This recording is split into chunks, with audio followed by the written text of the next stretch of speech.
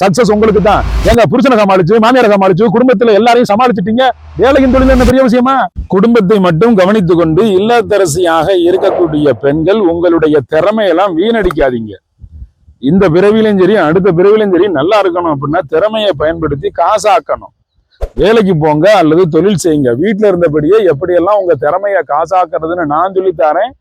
March 8ஆம் தேதி மகளிர் தினம் இரவு 7 மணிலேருந்து 8:30 மணி வரை 1.5 மணி நேரம் 999 ரூபா ஃபீஸு. பெண்களுக்கான குபேர யோகம் 299 ரூபா. இப்பவே பதிவு பண்ணீங்கன்னா நீங்கள் தலை நிமிர்ந்து கௌரவமாக வாழ முடியும்.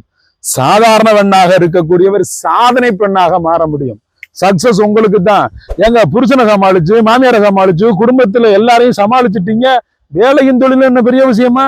வாங்க சமாளிப்போம், வாங்க ஜெயிப்போம்.